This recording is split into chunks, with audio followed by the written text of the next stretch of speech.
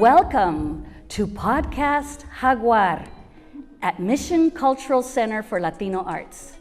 This is Dr. Martina Ayala, and my special guest today is Herbert Sigüenza. He is an amazing person that is here to be honored as one of the historic icons of the Mission District, who has contributed to the arts and cultural movement not only in San Francisco, but in the nation. Help me welcome Mr. Herbert Sigüenza. Thank you. Thank you. So Herbert is a founding member of the celebrated Chicano-Latino performance troupe Culture Clash. He unveils his first collection of plays crafted during his impactful tenure as a solo playwright at the San Diego Repertory Theater. Each play in his collection was fully produced, garnering acclaim for its creativity, wit, political commentary, and innovative exploration of societal and cultural themes. His book is called Anthology of Latino Plays, El Henry, and 5 others. But before we get into the book, I want Herbert to recall the early days in La Misión, the early days here at the Mission Cultural Center for Latino Arts that was founded in 1977. Herbert was one of the young, multidisciplinary artists. He's a prolific printmaker. I've had the honor of archiving his prints. In 1977, Alfonso Maciel, the director at that time, started the graphics department. And he invited El Tecolote to come and print, but he also invited La Raza Silkscreen Graphics, which had their own building, and then they had some issues, they closed, and they were invited to come and print at the Mission Cultural Center for Latino Arts. That collection was eventually bequeathed to the Mission Cultural Center, and we hold that collection with a lot of care and a lot of love, and your work is stunning. Could you please just share a little bit about your beginnings and how you went from La Misión, El Joven de la Misión, to this amazing, accomplished playwright, actor, artist? Well, thank you. First of all, I feel very emotional and very honored to be here. You know, this stage means a lot to me. This is the first stage that I acted on in 1978. It was just a year after the Mission Cultural Center opened. We did Los Desarraigados here, all in Spanish, by Teatro Gusto, which was founded by Rodrigo Reyes, and he invited me to be in a play, and then I got hooked. And so that's where my acting career started, right on the stage. So, you know, 45 years later, here I am with a book of plays. So I feel so happy to be here. Thank you.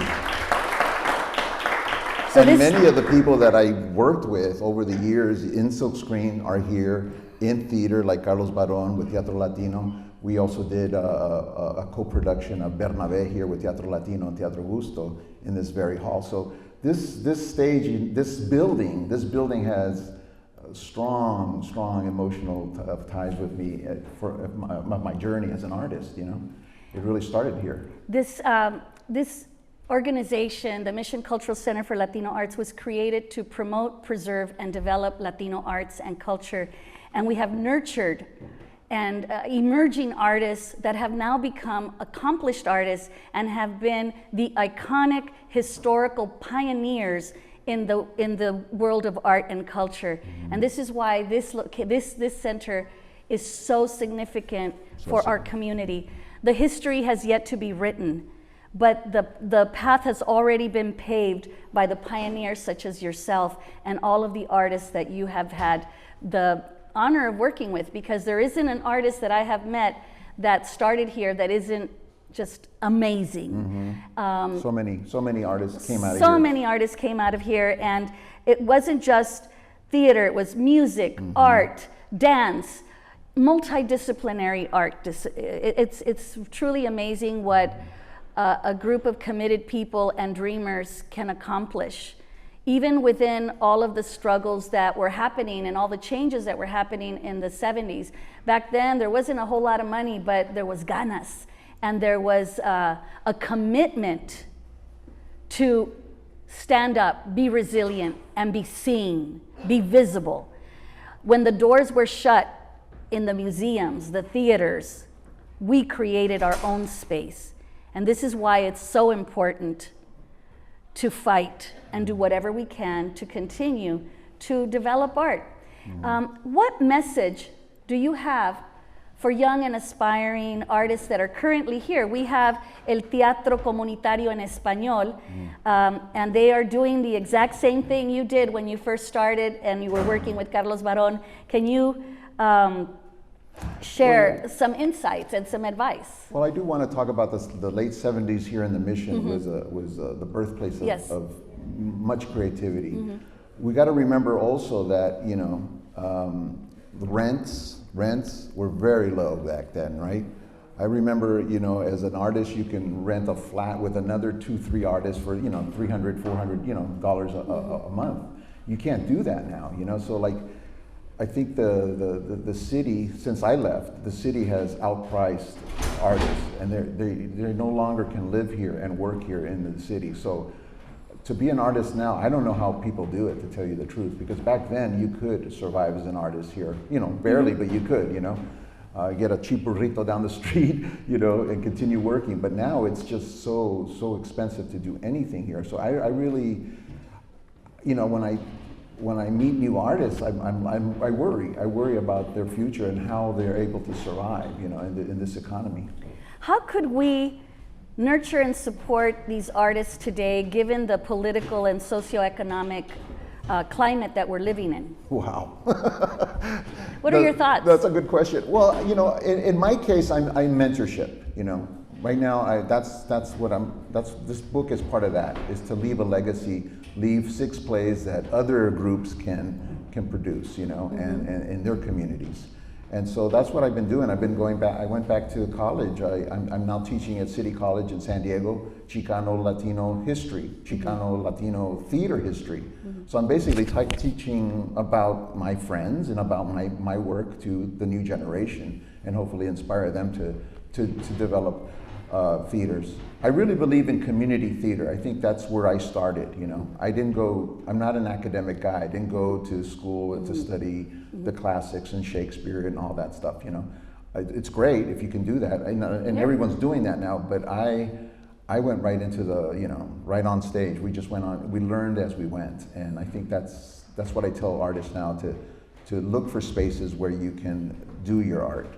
You know, as an educator, before I was the director here at Mission Cultural Center, I'm originally from Los Angeles, East Los Angeles. So I met, Culture Clash was a big part of my life, growing up in Los Angeles. Which was founded here. Yes, it was founded here. Well, not here, but in Galeria de la Raza. In Galeria de la Raza, and I would go to LATC, I would go to the theater, and it was the plays of the performances of Culture Clash and Luis Valdez that informed my historical knowledge and critical thinking about current issues.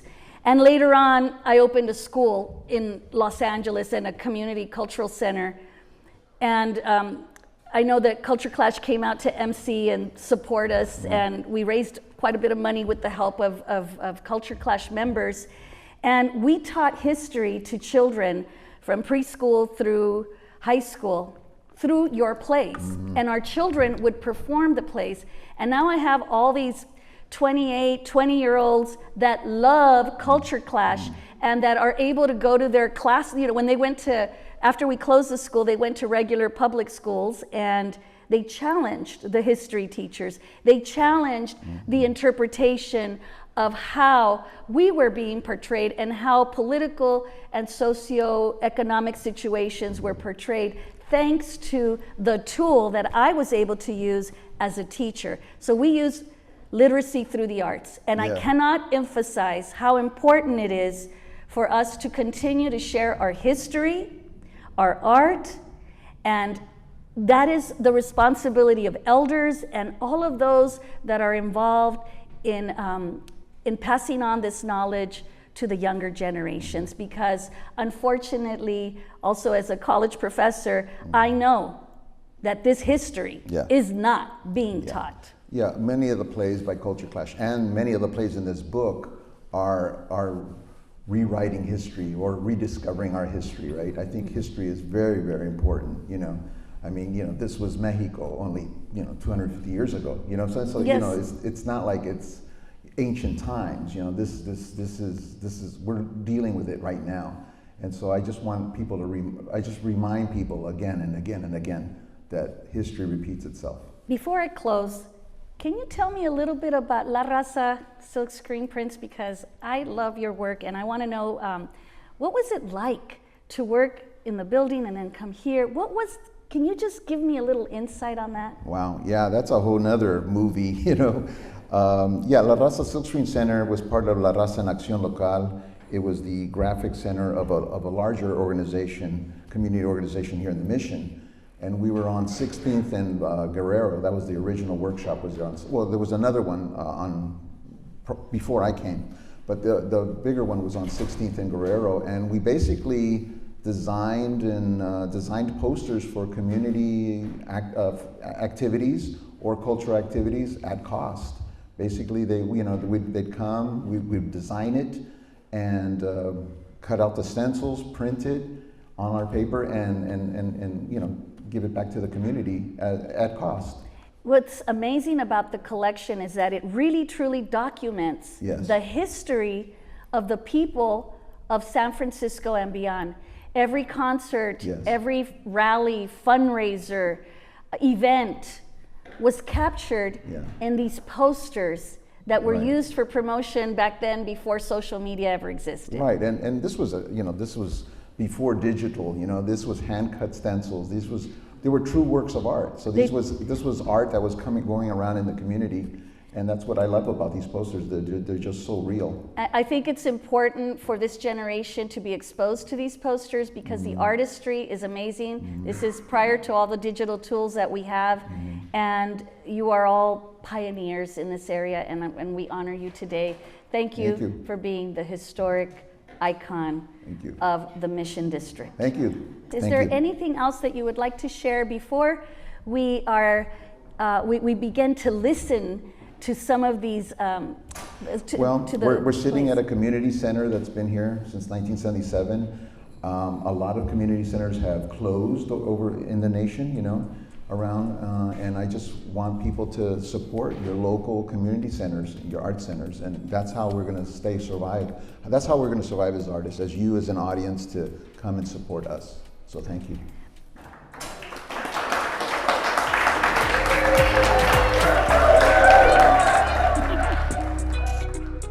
In 2016, I got a Mellon grant, which is a real prestigious Mellon grant, playwright in residency. And it basically pays me 3 years to just be a playwright. You know, it's a well-paid grant that's just beautiful, and just allows me to just not worry about acting or doing Culture Clash stuff, and I just concentrated on being a playwright. And this is the result of that. I got the grant for 2 years, 2 times, so that's 6 years. So these are the plays I wrote between 2014 to about 2023. They were all produced in San Diego. 3 of them were at San Diego Repertory Theater, and 3 of them at Onstage Playhouse. And they're basically, most of them are, and let me just tell you what this book has, if you're interested in. I wrote El Henry, 2014, a post-gringo, post-apocalyptic Chicano adaptation of Shakespeare's Henry IV, Part 1. So you're going to hear a scene from that. I did a pair of Moliere comedies, Manifest Destinitis, a pre-gringo, early California adaptation of Moliere's The Imaginary Invalid. Bad Hombres, Good Wives, 2019, a narco comedy adaptation of Moliere's The School of Wives. And then I did 3 alternative Christmas plays. A People's Cuban Christmas Tale, 2021, an adaptation of Dickens' A Christmas Carol set before, during, and after the Cuban Revolution. It works beautifully. It's a Wonderful Vida 2022, a Christmas family drama set in 1950s Corpus Christi, Texas. Star of Ocotillo, that you'll hear also, an original contemporary nativity play set in California's desert near the Mexican border. All right, so it has a little variety there, you'll love it. Most of them are adaptations of classics because I really believe classics should be adapted and contemporized for the audiences. Otherwise they're just museum pieces in my mind. The language and the themes. So I really wanted to showcase some of these scenes for you guys because I think I like to bring them to life and not just talk about them. Here's my, but I want to introduce the actors. Here's my brother Jaime Maldonado, the great Francine Torres, the legendary Carlos Barón, and Natalia Delgado, who I just met, and she was kind enough to volunteer to do this. And bring Panuse. So, El Henry is based off Henry IV, and basically Henry is a prince that is a vato loco now. He's a loco. He doesn't want anything to do with his dad's, kingdom and all that. He just wants to be a vato loco, live la vida loca, with his homeboy and Falstaff, a big fat drunk guy, right? And all he wants to do is drink and steal, right? And so Falstaff stole some money from some people on the street, and he's all happy and stuff with his other homeboys, Ojo and Little Gus. And Henry, the prince, and Chiqui, the bar owner, they put on luchador masks, and they jump Fausto, they jump him and take his money away. So they steal from the king of thieves, right? So Falstaff is coming back. So here we go, El Henry. Scene 8, Chiqui's Tavern. Henry and Chiqui come in laughing, carrying 4 bags of money, and they take their lucha libre masks off. All the barbatos and hoochies wonder what's going on. Didn't you see Fausto's face? I'm right with El Henry. A curse to all thieves, I say! He's coming. Hide the mask, hide the money. Chiqui, hide it. Chiqui hides the lucha libre mask and the bags of money behind the bar. Fausto enters, followed by Little Gus and El Ojo. Well, look at the sack of manteca that just wobbled in. Sweating like a puerco under the soul. Where have you been? I've been to hell and back. Give me a tequilazo, can't you see my legs are trembling? A curse to all thieves, I say. What happened, Slim Jim? Chiqui gives Fausto a tequila shot. Cabrona! This ain't tequila. It's dirty tap water.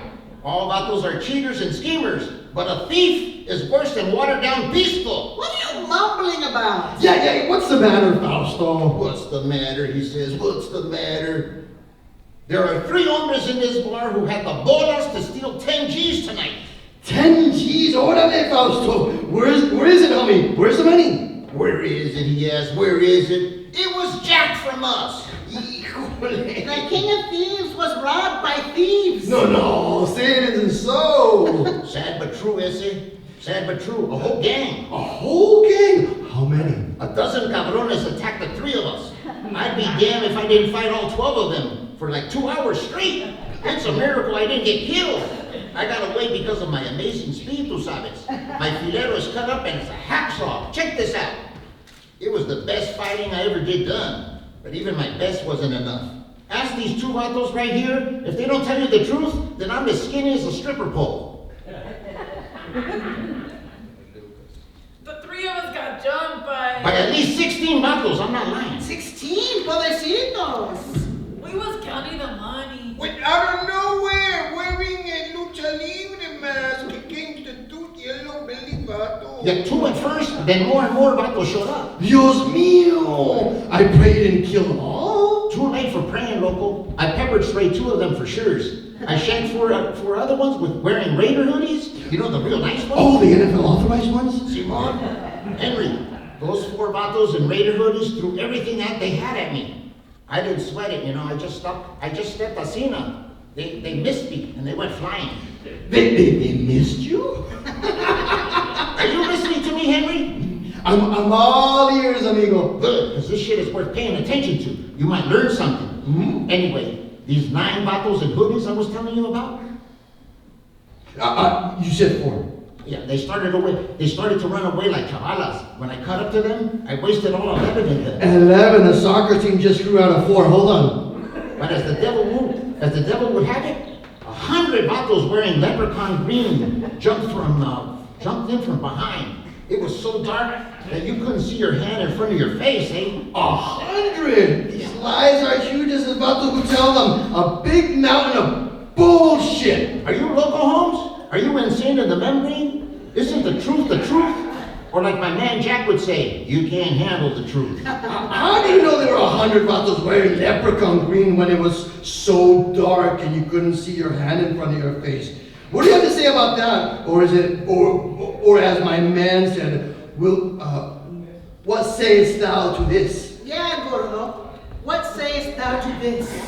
Shit, I wouldn't answer you even if you offered me 2 pepperoni pizzas, the chorizo, and a pitcher of Bud Light. Hell's no. Okay, I had enough of this bullshit. Me too. Henry steps on a stool. Fausto, you face, red face crowded, you flatten the mattress, you break the horse's back, all of it can eat buffet warrior, you equator around the waist. Enough. You ponytailed cream-filled churro, you bohemian raspado, you fake cholo, you bola-less puppy dog, you empty can of malt liquor, you condom-wearing, tax-paying, church-going Hispanic motherfucker. Are you finished? Finito, vato. Good. Kick back and catch your breath because I got a thing to say. You better listen good, Fausto. Hey, I'm all ears. And Malgas. 100 of Vatos, you say? Chale. The 2 of us jumped, the 3 of you sorry asses took your prize without breaking a sweat. We got it now. You can show it to him right here. Chiqui puts the 4 bags of cash on the bar. Smells good. Henry goes to little Ojo and Gus. You 2 Vatos put up a brave fight. Nah. But you, Fausto, you can run away so fast and so sure-footed, you look like squealing pig running away from the butcher. You scream like a little girl that lost her muñeca. You even left your cold cuenta in the ground, you sack of lard. And you had the bolas to hacksaw your fileros so it looked like you fought bravely. What a cuento, what a trick, that hiding place you possibly find in the hide from your open, obvious shame. Yeah, Fausto. How are you going to get out of this tight fit? Yeah, Fausto. Shit, I knew it was you 2 vatos all along. Look, you know, I'm as brave as that Moctezuma vato. But you gotta listen to your instincts. My instincts told me not to kill the true prince. I was only a coward out of instinct. But goddamn it, I'm so glad you have the cheese. Cheeky, lock the doors, let's party. To la vida loca! ¡Viva loca!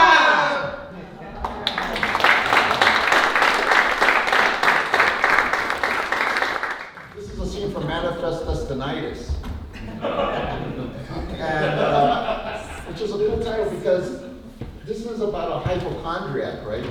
The original Molière play was a baron that was a hypochondriac, right? And his, doctors always ripping him off because he's a hypochondriac. Hypochondriac baron? And Are you talking about me? oh yeah, and then so what I did is I set this play during the Mexican-American War. When the rancheros, the California rancheros, who were Spanish blood usually, right, are now freaking out about the gringo invasion, the Yankees coming from the north. From the east, right? So, I think people in power, so the whole thing is that I think that people that are in power are always, no matter who it is, they can be Latino, they can be white, whatever, right? The people in power are always paranoid about losing power to the other, right? So that's what this play's about. So, scene 1, act 1. We hear spirited California fandango music. The lights come up, center stage on Don Aragon, being examined with a stethoscope by a well-dressed private physician, Dr. Burgos. Don Aragon wears a nightcap and gown, and his pants are ranchero period, riding boots. There's a rustic wooden table with a candle, a love seat, and an old wooden chest. Music fades. Dr. Burgos holds his stethoscope on top of Dr. Aragon's head, moves away worried. Am I dying, Doctor? Your heart's beating, which indicates to me that you are alive. But you're a very sick man, Don Aragon. Oh, yes, I am. Yes, I am. You've been so good to me over the years, Doctor. Thanks to you, I live to see another day and feel another pain. The pleasure is all mine, Don Aragon. Oh, you have graciously attended to my bowels, my sleep disorders, my bile, my flatulence, and my bad humor. That's right. Now, how has your arm feeling this week? Oh, my arm is limp. Gingivitis, and what else? my eyes flutter. Oh, tendonitis, no doubt. Oh, what can you prescribe for that? Oh, I want you to walk up and down the corridor 12 times each way every morning. Okay. Lengthwise. Walk up and down the corridor 12 times each day, every morning, lengthwise. And drink plenty of liquids. And drink plenty of liquids. You are so wise, Dr. Burgos. Well, wisdom comes with a price, Don Aragon. 200 pesos for the consultation. Bueno, 200. I have also been experiencing abdominal pains. Sounds like vaginitis. Not colonitis? Very well, colonitis. Colonitis, vaginitis, all the same. I will prescribe a small preparatory insinuative injection composed of fresh cassia with levantine zena, syrup of citron, and honey of roses that will serve as an emollient to lubricate, loosen, and stimulate the bowels of Don Aragon. Oh, Dr. Burgos, you should have been a novelist. You make everything sound so royal and heroic.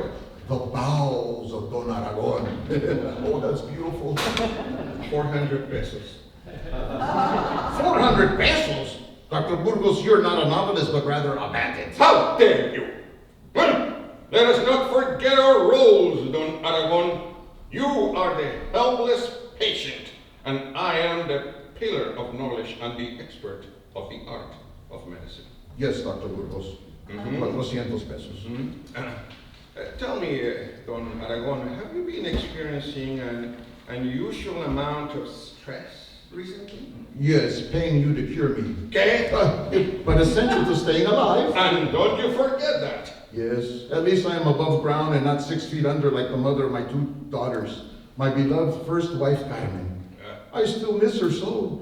My dear second wife, Belen, has been my consolation, but she is mysterious and extravagant with my money. She's killing me. Raising my 2 daughters will also be the death of me. They're both unwed, and I need to find husbands for them before I die. The elder, Angelica, is sweet and loyal, but a hopeless romantic. And the younger, Luisa, worries me with her independent ways and has no interest in boys whatsoever. I'm afraid our young Californians are deeply losing their Spanish traditions and culture. And if the Yankees come and bring their language, customs, and bland food, what will become of us? Pumpernickel, mayonnaise, Birkenstocks. What did you say? I don't know. Those strange words just blurted out of me. Sarsaparilla, Starbucks, the Clintons. Oh my God, the devil has possessed me. No, Don Aragon. It's some sort of syndrome. Many California ranchers such as yourself are suffering from the same symptoms. I'm also experiencing strange nightmares. Nightmares? Yes. Since the Mexican-American War began, I have been having horrific nightmares about the future. The future? Yes. I dreamt about an orange madman with tiny little fingers and straw hair ruling the country. An orange madman? Yes! Or sometimes I dream of a woman president wearing a hideous yellow pantsuit and laughing hysterically. Oh, I feel a sense of doom and uncertainty and overwhelming fear. Fear? What? A deep fear of losing my land, my family, our language, our Spanish culture. Tuna casserole. What is it, Dr. Willis? I have a diagnosis. Bronchitis? Appendicitis? Dermatitis? No, Don Aragon, you have manifest destinitis. Manifest destinitis? I've never heard of that disease. Well, that's because I just named it. I coined it after the term manifest destiny. Manifest destiny, what is that? Oh, a vulgar philosophy held by the Americans. A philosophy? Yes, the United States and its settlers believe it's their God-given destiny to expand across the North American continent and spread their so-called American exceptionalism. Well, that sounds like good old-fashioned colonialism to me. Of course it is. We Spaniards should know. We invented colonialism. Si, senor!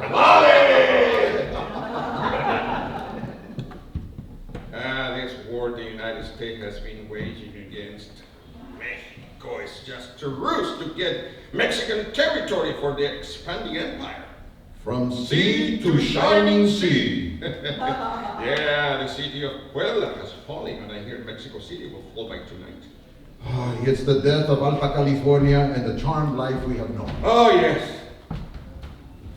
I am sorry to tell you, Don Aragon, with manifest destinitis, you will find yourself getting sicker and sicker by the day.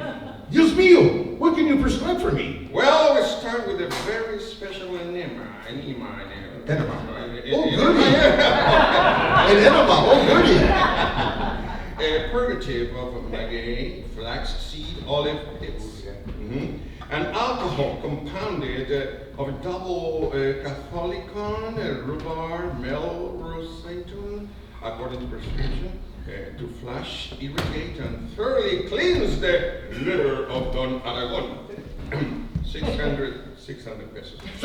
600 pesos? You must be reasonable. Reasonable!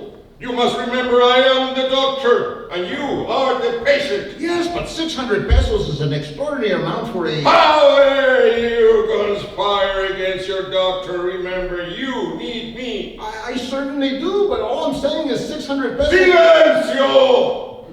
Okay. What unthinkable boldness. What an unprovoked revolt of a patient against his doctor. Refusing to pay for an enema. I have had the pleasure of composing myself. I just don't have the money. Invented and made up according to all the rules of art. Cattle business has been a little slow. Which will work wonders on the lower intestines. And now to refuse full payment is monstrous. It is a fearful outrage against medicine, a crime of high treason. I declare to you, Don Aragon, on this day, I break all relationships with you. No, Dr. Burgos, please don't do that. I beg you. Since you have declared yourself an anarchist against compensation and the remedies I have prescribed to you, I must tell you that I give you up to your bad constitution, to the temperament of your intestines, to the corruption of your blood, to the acrimony of your bile, and to the feculence of your humors. And I predict that in 7 days you will be in an incurable state. No! Yea, you shall fall into bradypepsia. Dr. Burgos! Oh, from dyspepsia into apepsy. Dr. Burgos! From apepsy or apepsy into lentery. Dr. Burgos! Oh, yeah, from lentery into dysentery. Dr. Burgos! From dysentery into dropsy. Dr. Burgos! From dropsy in the deprivation of life, which leads me to... Autopsy! No! No, don't leave me, Dr. Burgos. My condolences. Have a nice day. He exits. Dios mío, what am I going to do now? I will surely die with all my illnesses, but I couldn't pay Dr. Burgos any longer. He was ruining me. He was the last Spanish doctor in California. I don't trust Mexican doctors, much less a Yankee one. I'm doomed. Don Pedro Diaz, the rancher that lives over the hill. His son Tomas has just returned from Spain, where he studied to become a doctor. That's it, muchacho. Mande, Saddle my horse. I'm going to the ranch of Don Pedro Diaz. Yeah.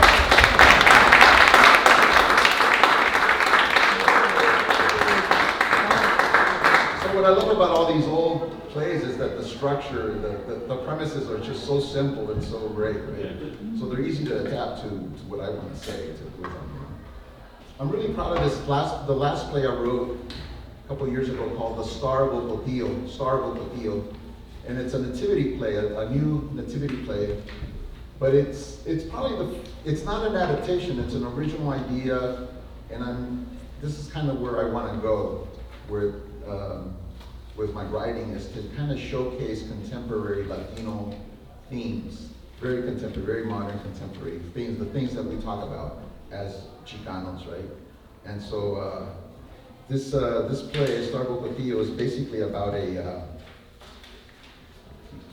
it's about people that I know. It's like my life. There's a lot in my life. There's just the most authentic and kind of the most honest kind of writing that I've written. And it's about this Hollywood producer who leaves Hollywood after the Me Too movement. You know, he got canceled, right? So he said, "Oh, fuck Hollywood. I got a lot of money. I'm going to build a big mansion down in Ocotillo, which is on the border of Mexico and California, right?" And he brings his young wife, who's a starlet, Chicana, like a TV starlet, with him. And she's miserable because, you know, she's in the middle of the desert with this guy, right?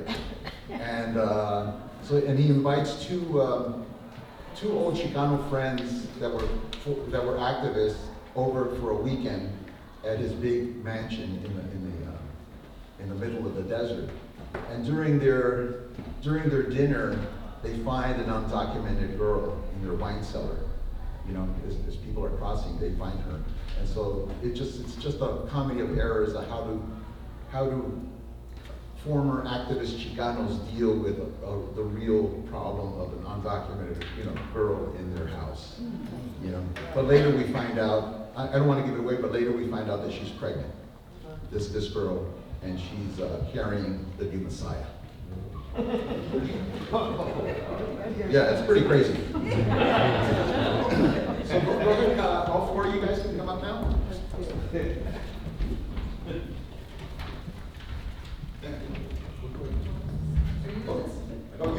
You're not.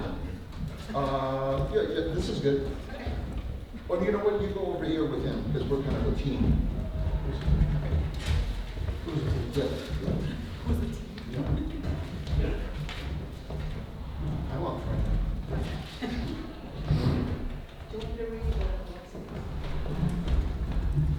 So,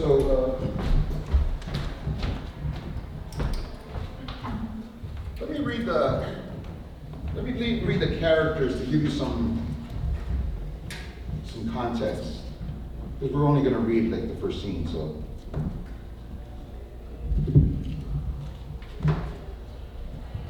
yeah, time and place: Ocotillo, California, January 5th through the 7th, 2021. Now remember 2021, that's right after the pandemic. We're still in it. People are still wearing masks. There's no vaccine yet, right? Remember that weird time? Like, should you get together with people and all that? Yeah. Hector Santiago, that's me, former Hollywood TV film producer, rough around the edges, novel rich. Grew up in the barrio, but has been in Hollywood for years and was a player. Gregorious, loud, and has a heart. Felicia Santiago, 35. Hector's beautiful and much younger wife. She's a TV star, but hasn't worked in a while. She's bitter, but still has pride. Lucas Borges, Hector's childhood friend, a retired guerrilla and progressive defense lawyer, and now a devout Christian, smart and serious. Margie Borges, Lucas' wife. She's a white woman from Arizona and a registered nurse. nurturer, hippie, and maternal. Also a devout Christian. Maria Belen is the young girl that we won't get to.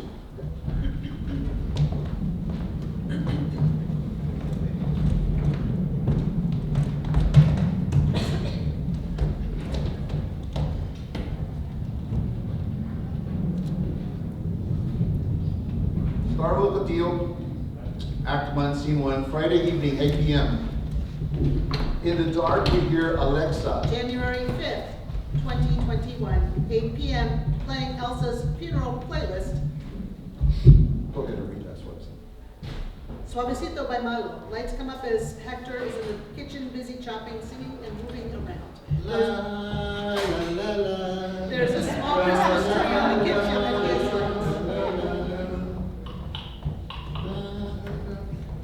He pours into 4 shot glasses. Felicia enters putting on makeup, eyeliner, lipstick, blush. She throws her expensive heels on the floor. Alexa, volume 3. Hey, what's up? Get ready. I am getting ready. Don't rush me. Have you seen a package from Amazon? Yeah, I put it in your room. God, I love those drones. My lifeline to civilization. Don't be so dramatic. I'm not being dramatic. We live in the desert and I can see Mexico from here. Felicia goes down to the window downstage. I'm 200 miles from Sephora.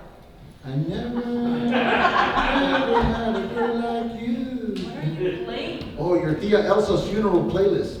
Really? Yeah, it's great. I mean, she's got Malo, Guerra, War, the soundtrack of our life. I asked your primo Joe for the playlist and he sent it to me. Well, you're lucky because my primo Joe just went on vacation. Oh, God, again? No way. What They happened? picked him up in Pacoima. He was driving with no tags and he had a warrant. Oh, man, your family, I swear. Are you going to play them when they arrive? Yeah, why not? I don't know. I always saw Lucas and Margie. Margie. Yes, I always forget her name. I always saw them as soft jazz people. You know, the Quiet Storm, nice. No, they grew up with this music. This was our soundtrack when we were growing up, you know. Elsa was from our generation. Yeah, don't remind me. Hey, are you calling me old? Yes, and immature. Yeah, well, you know that about me. Yes, I did. You have regrets? What are you doing? Hey, you didn't answer my question. Leave me alone. I'm getting ready. I'm pouring a tequila flight. No wine flights? Oh, tequila's the thing now. We'll have wine for dinner. Why so many bottles? Because these are the 4 expressions of tequila. Blanco, reposado, añejo, and extra añejo. All made in the state of Jalisco. Otherwise, it can't be called tequila. Like champagne? Yeah, correct, like champagne. That's stupid. It's tradition. Whatever. Okay, tonight we'll start with Blanco. See, the piñas were cooked in a stone brick oven, and then they were crushed by a roller made from Tahona stone. Ooh, Indiana Jones and the Curse of the Tahona Stone. I'm serious. I know, babe, which is funny to me. Carry on. Thank you. The extracted juice then ferments in a concrete vat. It's strained and immediately bottled. That's why it's clear. It's a beautiful bottle. It better be. It cost me $150. Taste that shit. I like that. It's smooth and kind of smoky. Yeah, you can taste the cooked agave, right? Hey, remember our first time in Cabo? Yeah. We went to that fancy tequila bar and we got all fucked up. Oh yeah. We got locked out of our room and we slept on the beach. I like this bottle. Yeah, notes of pepper, melon, anise, maybe. Yeah, I guess. It needs some lime and salt. That shit doesn't need lime and salt, Felicia. Well, I want some. Okay, fine. You can have lime and salt with the Blanco, but that's it. Why? Because the others don't need lime and salt. See, you want to taste all the subtle flavors of aging, and that's why these tequilas should be served at room temperature. Oh man, some people put their tequilas in a freezer. Like my dad. Yeah, like your dad. I mean, I love your dad to death, but he doesn't know how to drink tequila. The cold dulls the flavor profile. Leave him alone. That's the way he likes it. He likes NASCAR and the Cowboys too. Which I don't get because he's Mexican. My dad thinks he's a redneck. He worships John Wayne. You sure look pretty when you're mad. That's the worst John Wayne. Hey, how did your self-tape go? Have you heard anything? Yeah, they offered me the role today. Oh, that's great, babe. When does it start filming? In March, in New Mexico. Congratulations. I don't think I want it. Why not? The role is shit. The usual story, a sexy prostitute in a lawless Mexican town. Oh, you can't be that I'm not baby. doing it. Okay. Have you talked to your mom? How's she? She's still sad about Elsa. How did her knee surgery go? She's fine. She says I'll drive down to visit when she's feeling better. Good, good, I'm glad. You look really beautiful, by the way. Not too much makeup? Because, what's her name? Margie. Yes, Margie. Doesn't wear any, and I think she looks down on women who do. No, she doesn't. At your last premiere, she looked at me like I was RuPaul. So what? So what? Fuck her if she doesn't like it. You're fine, and she's crunchy. Now what about this pretty bottle? Oh, this is a reposado. A blanco that rested in American oak barrels for 2 months, which gives it a light golden color. Go ahead, taste it. It tastes just like the Blanco to me, no difference. All right. Yeah, you're right. I've always thought that too. Now this one is different. Añejo. Aged like you. Aged like me, very funny. A whole year in an oak barrel, which gives it a darker color. Taste it. I like this one, it's sweeter. Yeah, exactly, right? Notes of oak, vanilla, caramel, right? It reminds me of 818. Why don't you just buy that? 818? You mean Kendall Jenner's tequila? Yeah, she's my friend. So what? That shit sucks. I like it. Of course you do. It's total garbage and it tastes like cotton candy. All those celebrity tequilas are full of shit and everyone keeps buying them. Well, I like it. No, Felicia. 818 is for amateurs. It's like Stella Rosa wine. I like Stella Rosa. Sugar water for people who don't know shit about wine. Sorry, I don't have your refined taste, asshole. I'm sorry, babe. I'm sorry. I just want to teach you. Teach? So you would, sound like you know what you're talking about. For whom, your friend? No, I'm just... Mansplaining. Stop it. You know I hate that shit. I'm not that young, dumb, wide-eyed actress you met years ago. I'm a grown woman with a brain and an opinion. Dumbass. I'm sorry. Hector Santiago, TV producer and tequila Nazi. Yeah, former TV producer. Poor baby. Hey, what's this bottle? Looks like a big black cock. Hey, don't get any ideas. Too late, I already have one. Hey, ouch, hey, don't poke that. That's an extra añejo, nectar of the gods. Nectar of the gods. That sounds serious. Now, this juice right here has been resting in old cognac, French cognac barrels for 7 years. 7 years. Yes, ma'am. Check it out. Have a taste. It smells like bourbon. Correct. Tastes like bourbon. Right. Why not just serve a bourbon? You just don't get it, do you? I get it, I just don't give a fuck. Okay. What's wrong, Felicia? Nothing's wrong. I'm getting ready. Leave me alone. Are you upset because my friends are coming over? No, I just... How long are they staying? The weekend. Fuck, really? Yeah, just 2 nights, Felicia. They're driving all the way from Pasadena, for God's sakes. So what? Have them get a hotel. We have 5 empty bedrooms. What the hell, Felicia? You just don't like my friends, huh? That's not true. I like some of your boomer friends. Yeah, but you don't like Lucas and Margie. I'm sorry, but the 3 of us go way back. Lucas and I grew up in West Fresno. I was street smart, but Lucas was smart. Political too. During high school, he would have me pass out leaflets for the United Farm Workers. We passed them out in front of supermarkets, asking people to boycott grapes. You boycotted grapes? Oh yeah. Gallo grew most of the grapes in California, and they sent scabs across the picket lines. It got violent in the fields. And Lucas was the first one to get into chingazos. He was crazy. Lucas, really? He seems so quiet. Quiet but intense. In fact, I introduced Lucas to Margie. Margie, got it. We were marching in Colorado against Coors Beers, and they hit it off right away. After that, I went to Fresno State, and they left for Cuba on a youth brigade.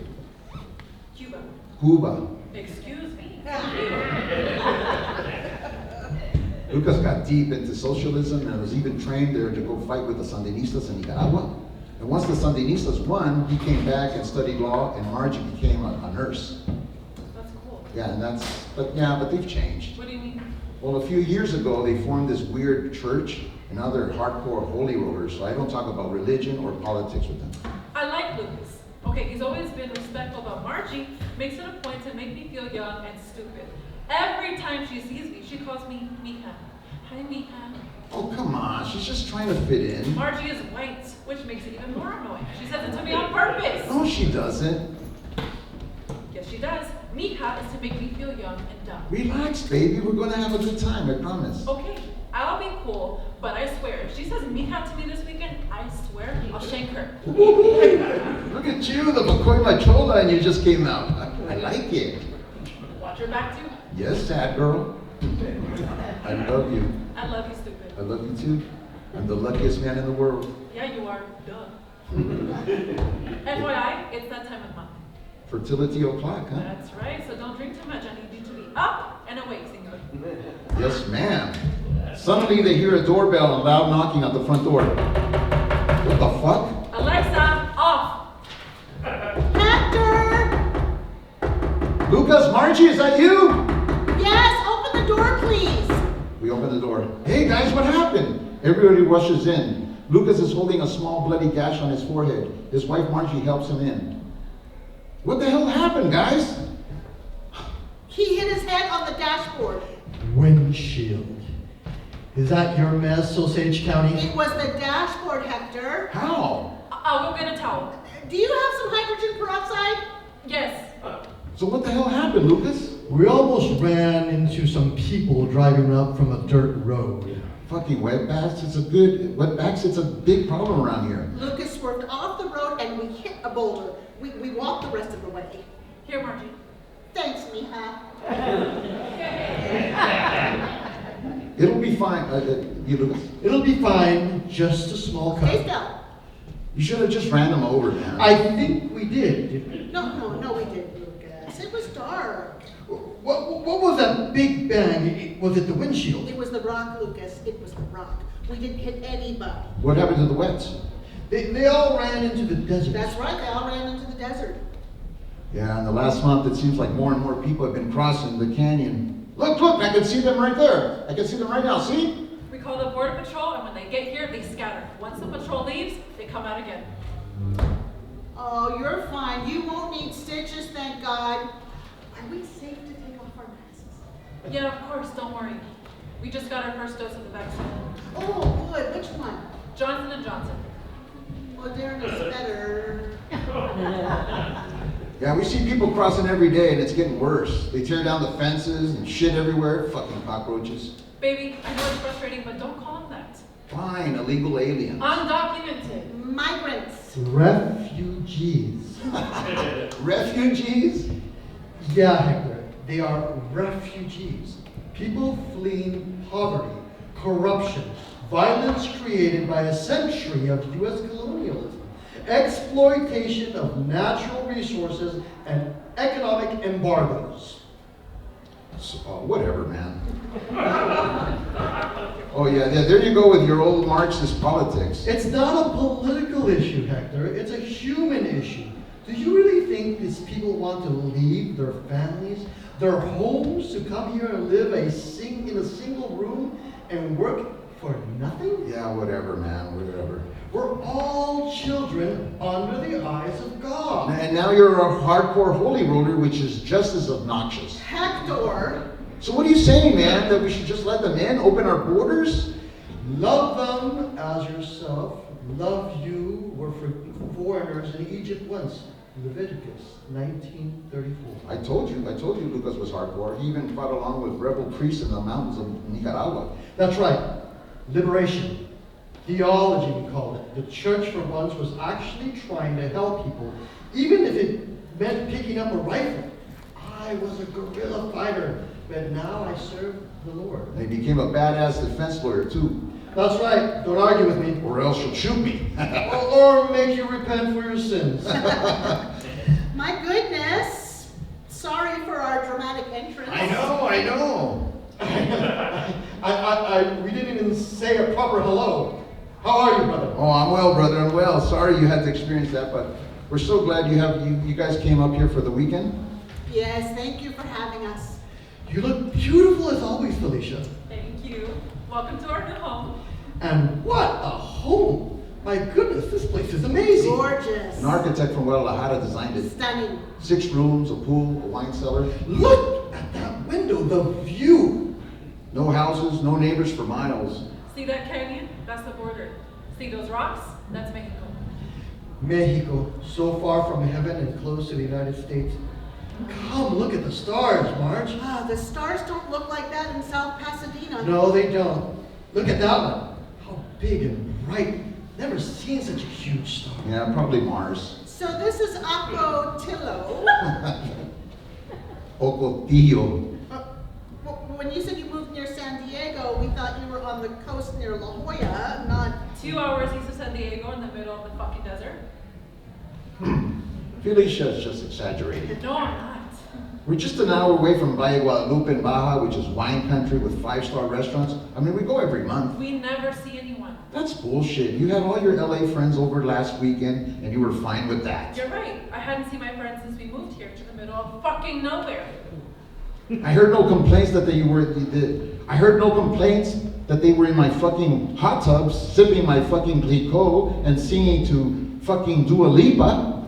Hey, and who was that black guy with the abs? Oh, that's Jaden. I think he likes you. Jaden? No, he's as gay as it comes. Really? It doesn't seem gay to me. See, back in our days when you were gay, we could tell, right, guys? Yes. I mean, we had, Juan Gabriel, Walter Mercado. Liberace. Called in. Oh man, what are my manners? Come on, everybody. We need a shot of tequila, pronto. Tequila. Yeah, I'm super into it now. Oh, so are we. We brought a bottle. Oh, cool. What did you have there? 818. Well, what do you know? 818. Yes, I think Kendall Jenner owns it. Yes, she's a friend of mine. Really? Wow. There she is. Hector loves 818, don't you, honey? Oh yeah, love it, love it. I'll put it in the freezer. We love it frozen. So, is the car okay? It's total, I think. Damn, you hit the rock that hard? Yes, we did. Luckily, no one got hurt. No one got hurt. What's that you're bringing there, Hector? This is a tequila flight. What? So how were your holidays? Since I retired from law, I've been swamped. I've gotten more and more involved with my church. What's your church's name? El Nuevo Amanecer. A new dawn. And I worked at the hospital during Christmas. Oh, that's too bad. Yes, we had a big COVID spike in December, so. What about you guys? We went to 2 family funerals. Oh no, COVID. No, my tata who was old and my tia died right before Christmas. Yeah, her mom's sister. Oh, I'm sorry, mija. Yeah, her tia had cancer. A smoker. Which reminds me, Alexa, play Elsa's playlist. I'm your puppets, goes on. To good friends, salud. Salud! Ooh, that's good. Peppery. Yeah, it's a blanco. But purest expression of the agave. Whoa, I'm your puppet? This is my jam. This song takes me way back. What is this? This is my tia Elsa's funeral playlist. Funeral playlist? Yeah. So check this out. Before she died, she created a 3-hour playlist for her wake and viewing. That's a great idea. Yeah, the soundtrack of her life, playing as she laid there with slideshows of her vida loca. My tia Elsa was an old school San Fernando Valley Chola. She never left the hood. Funeral. Yeah, the funeral was a trip, man. Veteranos wearing shades and Pendleton shirts. Their lowriders lying down the street in San Fernando. Her tia's old Chola girlfriends made the greatest speeches, too. My mijo Spider would have been here, but he's on vacation right now. Get it? On vacation? This blunt is for you, Elsa, so you can smoke it in heaven. She stuck the joint in her cold hands. You should have seen the preacher's face. Don't make fun of them. That's my family you're talking about. No, I'm not making fun of them. It was beautiful. God bless her soul. To your tia Elsa, salud. Salud! This is reposado. Delicioso. Then I started thinking about my own funeral, What songs and artists would I play to describe me and my life, Is that weird? Is that macabre? He loves using that word. Macabre. I don't think it's weird or macabre. We're all going to die and you never know when. I've just seen so much death during the pandemic, so it's good to plan ahead, believe me. I can't imagine how much death you saw as a nurse. Yeah, I guess my funeral playlist would have like Santana, for sure, and some classic rock I grew up with, like Led Zeppelin. Oh, and my favorite. Pink Floyd. What? Pink Floyd. Oh yeah, whatever. Millennial over here. Gen Z adjacent. Now this is an añejo. Age 1 year in American oak barrels. That's right. Salud. Salud.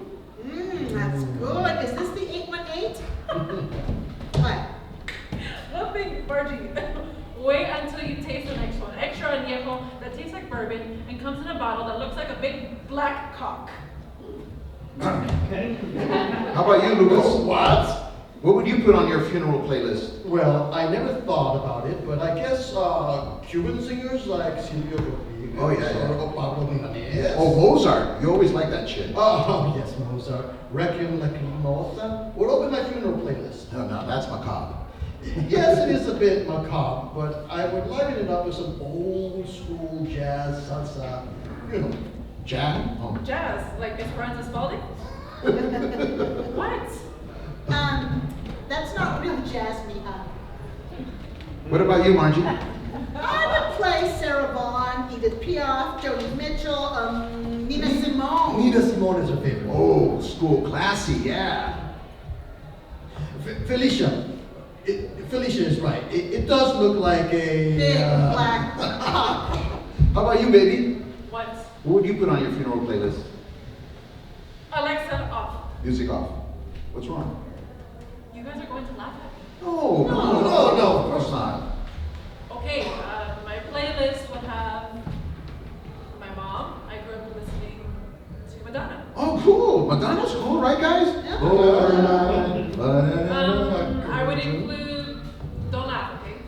Celine Dion. Oh, yeah. I appreciate her talent. Who else? Who? Who are you gonna say? Who are you gonna say, Felicia? John Legend. Oh! I knew you were gonna say him. Yeah, so? John Legend is a poser. He sucks. No. He's way overrated. No, he's not. He has an ego. Big deal. The guy's whack. I mean, we grew up listening to the greats, right, guys? Yeah. Voices that changed music forever, like Ray Charles. Sam Cooke. Curtis Mayfield. Hello. And I got one, guys. Marvin fucking Gaye. Yes. Preach! Artists that made a difference. Innovators, not posers. Original, not derivative. Even his last name is presumptuous. Legend? Come on, give me a break. So John Legend can suck my dick. Fuck this. Felicia, what was that about? What's wrong, Mija? Margie, call me Mija one more fucking time and I'll scream. Rusty Chicanas say that to me all the time, and now I got a stinky old hippie wannabe Chicana calling me that, and I'm sick of it. Stinky? Yes, all you old we've been wearing oil hippies are stinky. You don't shower every day. Your hair is greasy. Felicia, relax, we were just joking. All you boomers think you're the shit. Well, you're not. Yeah, you grew up listening to the best bands, you drove muscle cars, you marched with Cesar Chavez, you were all political and progressive, and then you become a corrupt, racist, middle-of-the-road Hispanic sellouts. You took acid, and now you get acid reflux. You opened the first Gap, bought the first Apple computer, whoopee! Congratulations. But now you're lame, boring, pre-dementia, old fucks. You can all kiss my firm brown ass. Alexa, play John Legend.